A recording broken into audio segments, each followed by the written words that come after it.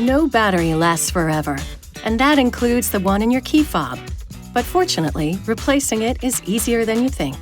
All you need is a small flat blade screwdriver and a new battery, in this case, a CR2032 3-volt. First, push the sides of the key fob inward and slide the cover off. Next, remove the emergency key from the housing.